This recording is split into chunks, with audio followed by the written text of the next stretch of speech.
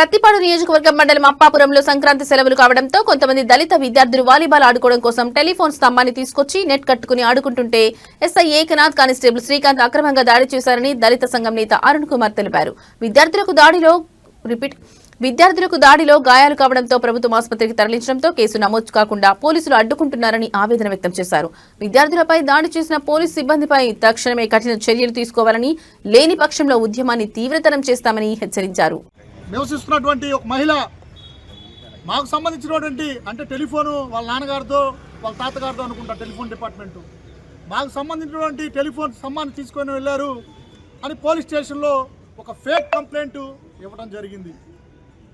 దాన్ని వీరిని మాట్లాడాలి అని పిలిపించి స్టేషన్కి నలుగురు యువకులు మాత్రమే పిలిపించి ఒకరి తర్వాత ఒకరిని తీసుకెళ్ళి head constable Srikanth, SI Eknath కలిసి థర్డ్ డిగ్రీ ప్రయోగించి నలుగురు యువకుల్ని కాళ్ళ మీద బూటు కాలు వేసి నిలబడి, నా కొడకల్లారా మీ దిక్కున్న చోట చెప్పుకోండి, మేము తలుచుకుంటే గ్రామం 2000 మంది పోలీసులతో ఖాళీ చేయించగలం, మేము ఇక్కడ కాకపోతే 30 సంవత్సరాలు పోలీసు ఉద్యోగం ఎక్కడైనా చేసుకోగలమని వీళ్ళ భయభ్రాంతులు గురి చేయడమే కాకుండా దాడి చేశారు.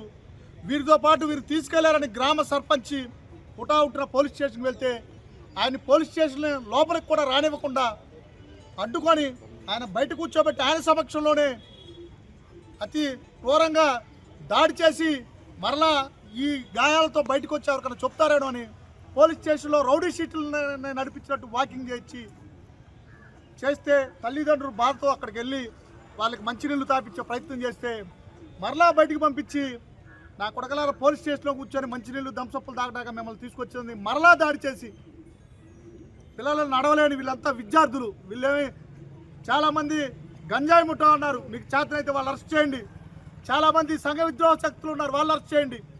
విద్యార్థుల పైన మీ ప్రతాపం. మరలా వీళ్ళు బాపట్ల ప్రభుత్వ ఆసుపత్రికి తీసుకెళ్ళి మాకు ఎమ్మెల్సీ చేయండి, తగిన న్యాయం చేయండి అంటే అర్ధరాత్రి 2 గంటలకి ప్రైవేట్ కార్ మాట్లాడుకొని అక్కడికి వెళ్ళి ఎమ్మెల్సీ కాకుండా అడ్డుకున్నారు. ఇదేనా ప్రజాస్వామ్యం? మేము కూడా ఎన్డీఏ ప్రభుత్వం రావడానికి రాష్ట్ర వ్యాప్తంగా తిరిగి ప్రచారం చేశాం. ఇప్పుడు మాల సామాజిక వర్గం పరిస్థితి ఎలా ఉందంటే పెనం మీద నుంచి పోయిలబడ్డట్టు అయిందని చెప్తా ఉన్నాను. స్థానిక శాసనసభ్యుడు కనీసం మాట్లాడు, ఏం జరిగిందని కనుక్కోరు. బాధితుల పక్షాన న్యాయం చేస్తామని వీళ్ళు నిరసన కార్యక్రమం చేస్తే స్థానిక సీఐ గారు వచ్చి నేను న్యాయం చేస్తా అన్నారు. ఏం న్యాయం చేశారు? మేము ప్రజాస్వామ్య వ్యవస్థలో ఉన్నావా? దీన్ని మేము తీవ్రంగా ఖండిస్తూ ఎస్పీ గారి నోటీస్కి తీసుకెళ్ళాం. నేను డిఎస్పీ స్థాయి అధికారిని విచారణ అధికారిగా వేయిస్తామని మేము ఒకటే డిమాండ్ చేస్తూ ఉన్నాం.